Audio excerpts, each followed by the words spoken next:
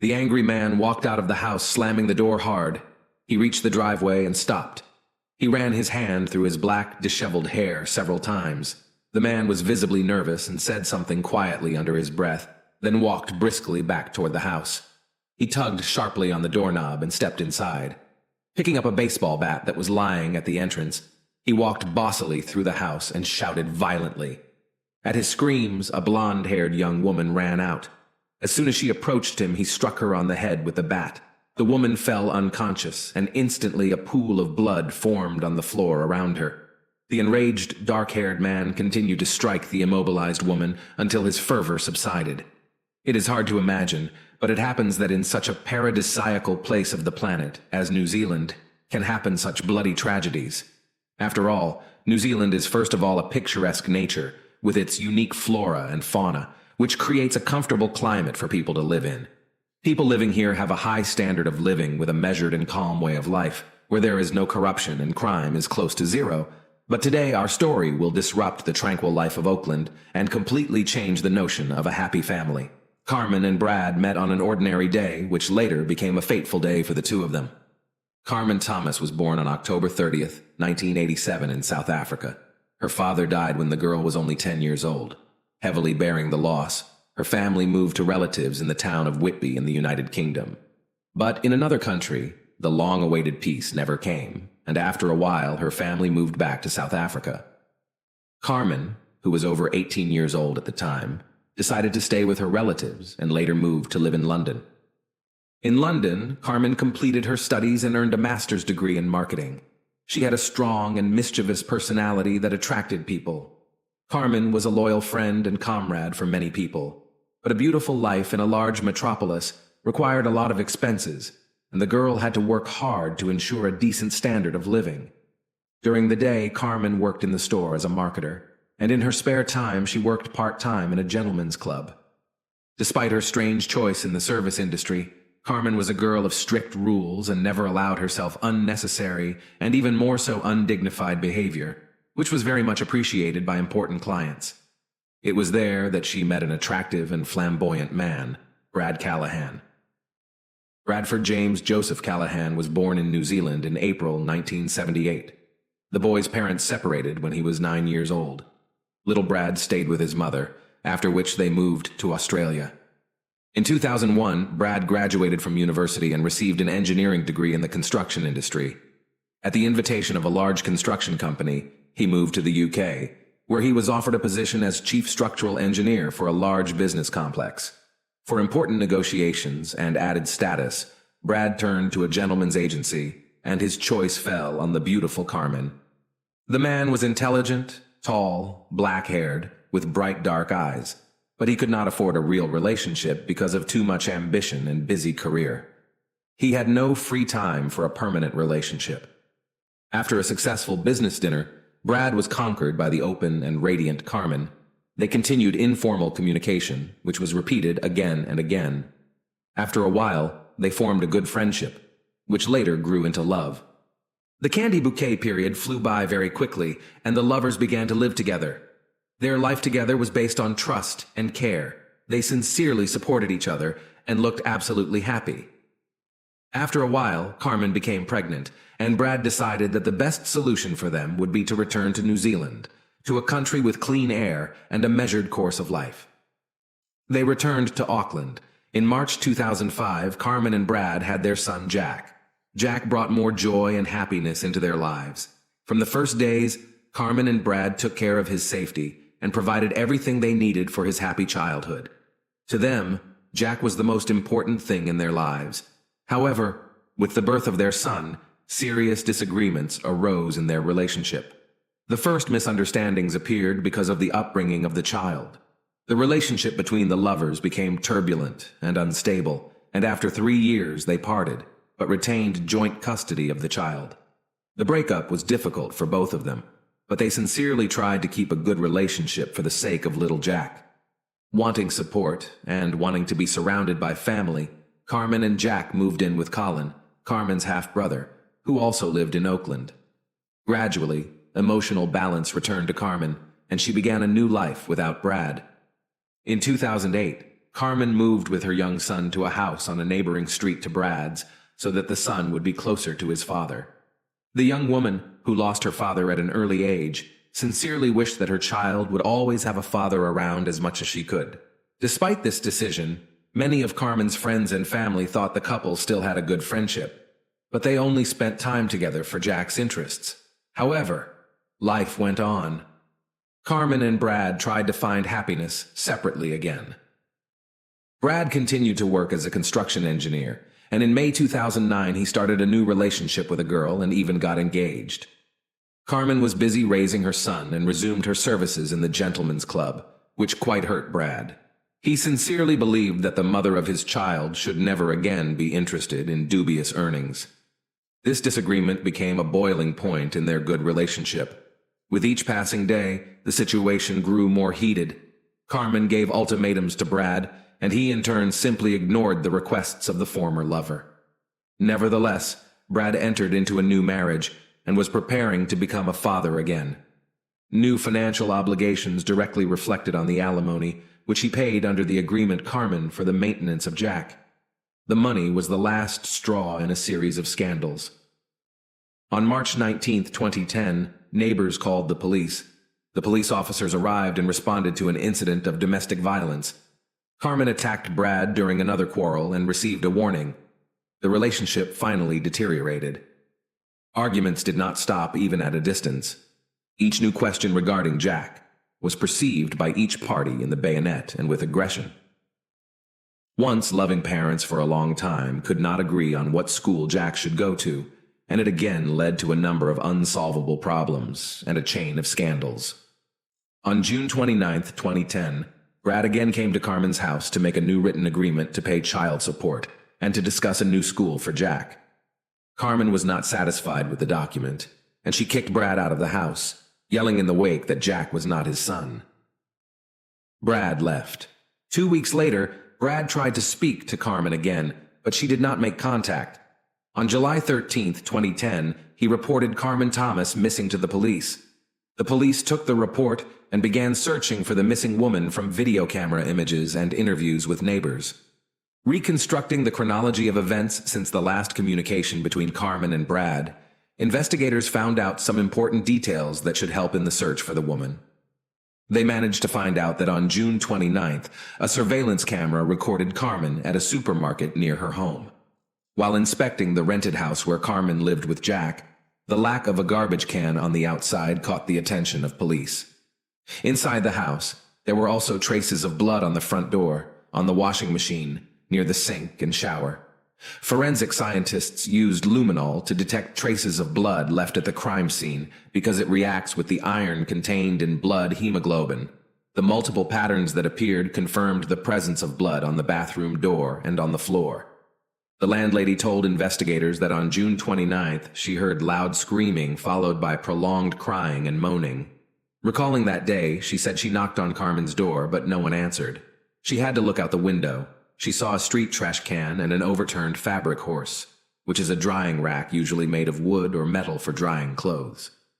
Startled, the landlady called her husband, but while she waited for him to arrive, Brad walked out of Carmen's house and into the driveway. He was carrying soiled clothes in his hands, and upon seeing the landlady, Brad rushed to explain that Carmen had become ill after a medical procedure and had vomited blood. However, the landlady noticed Brad's condition. He looked like he had just taken a shower.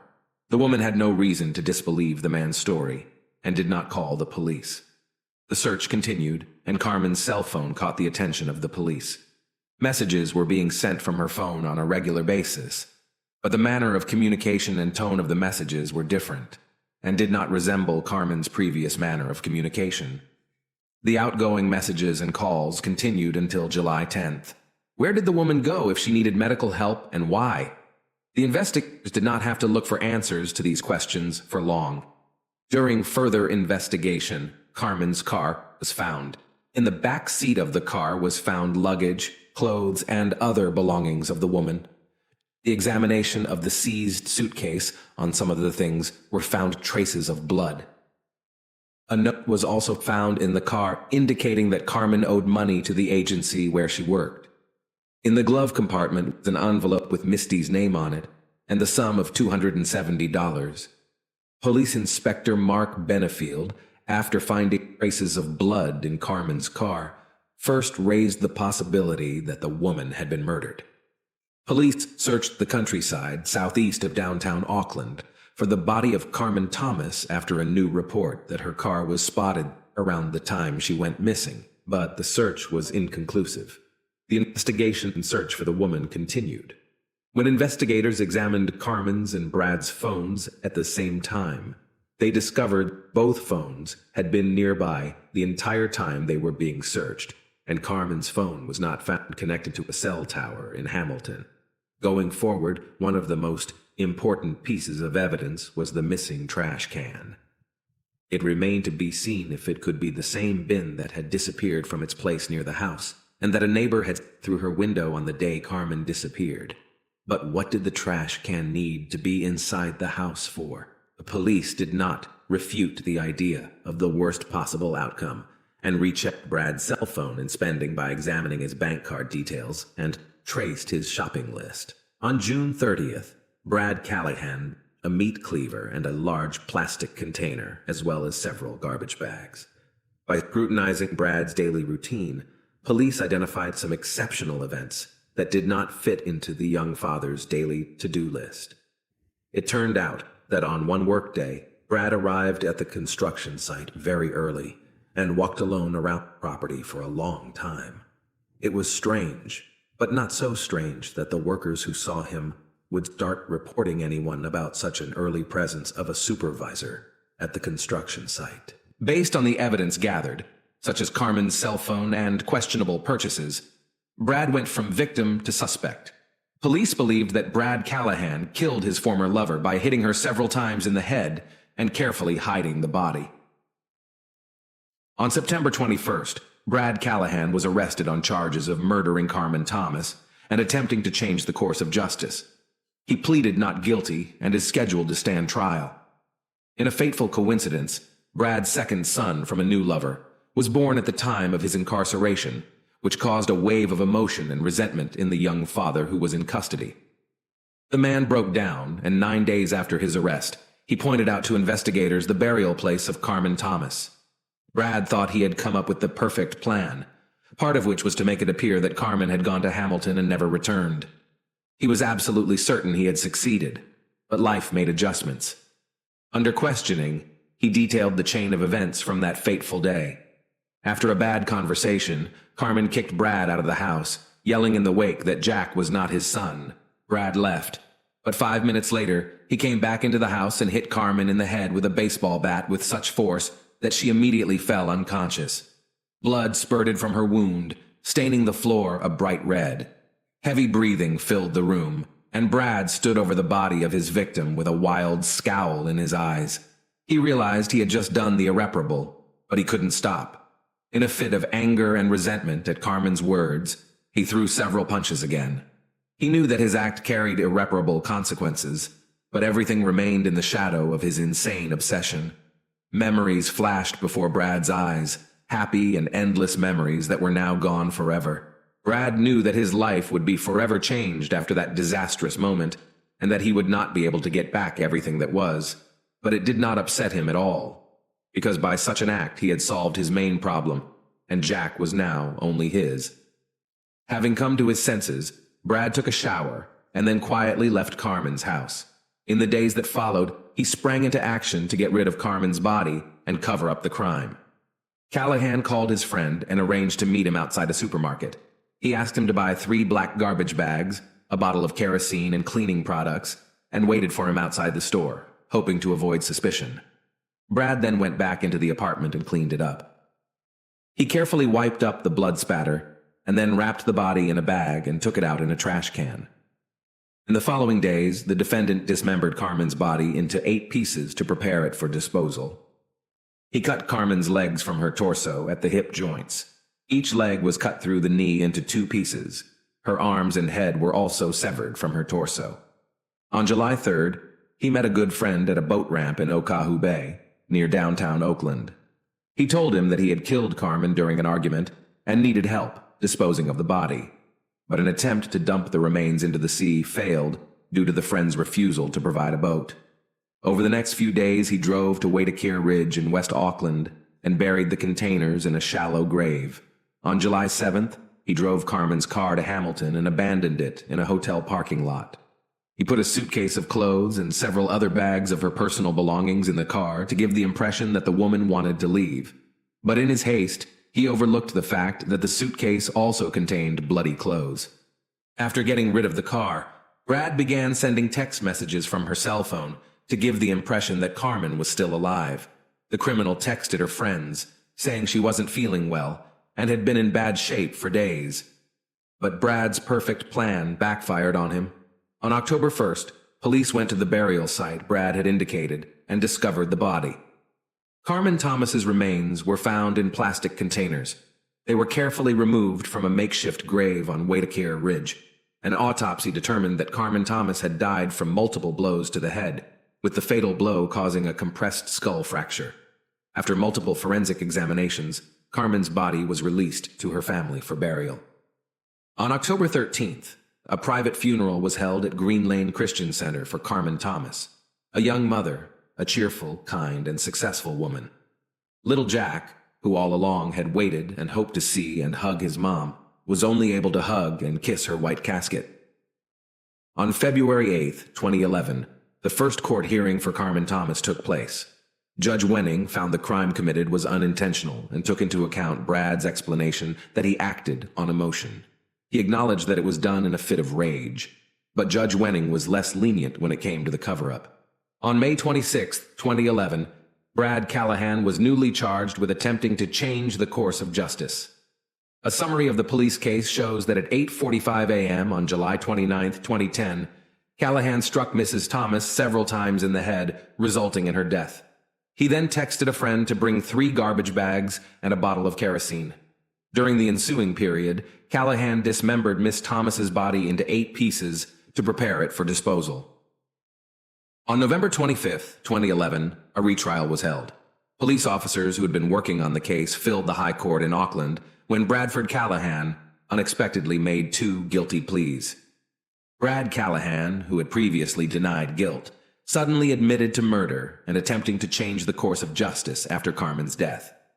The judge said it was one of the most serious cases of attempting to pervert the course of justice, calling Brad's actions just about the most serious case of attempted perversion of justice there can be.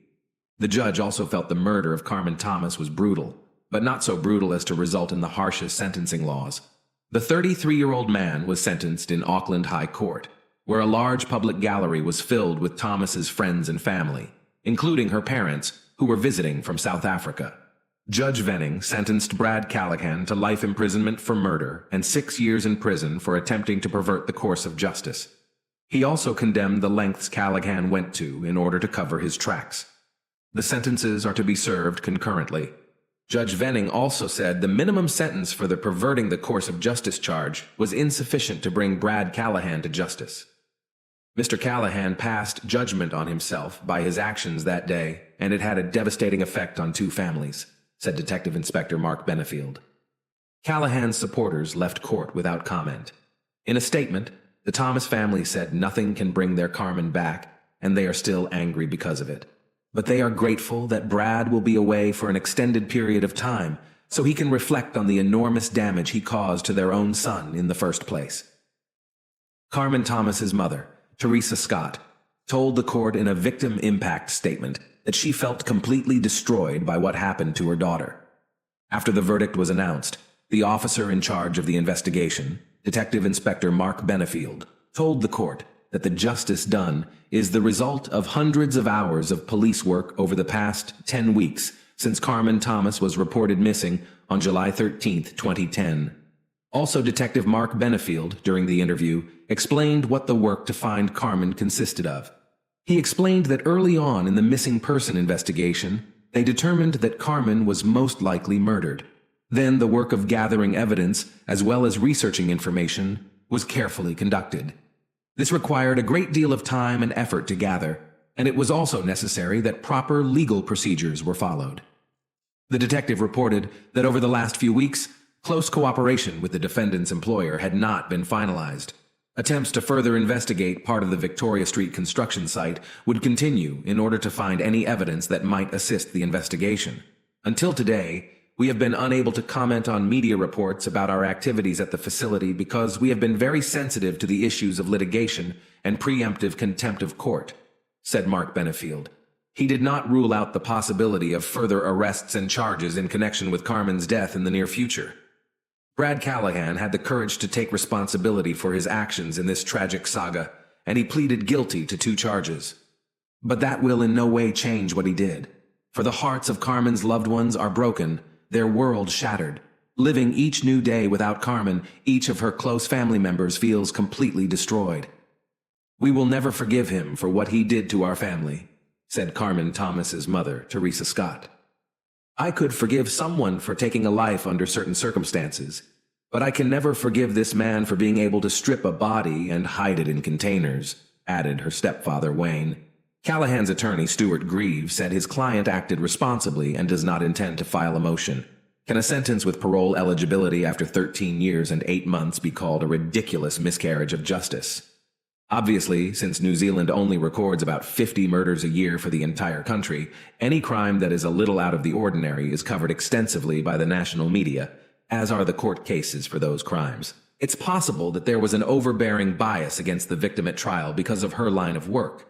But even if Carmen was antagonistic and pissed Brad off, we don't blame the victim for having her life taken from her, do we? If Brad had wanted sole custody of his son, he likely would have used this prejudice about Carmen's work and gotten his way, because he had the opportunity. Instead, he beat her to death and tried to cover it up. In this situation, we are not diagnosing. We are only speculating. In summarizing this gruesome story, the same question comes up repeatedly. It is understandable that in a fit of rage and uncontrollable anger, a person can commit irreparable acts. But what feelings can a healthy person have when he comes up with a plan to dismember a once tenderly loved person? Little Jack Callahan is currently living in another town under an assumed name in the temporary care of his grandmother. He doesn't know that his daddy took his mom's life and must never find out, because it wasn't his fault. Absurd.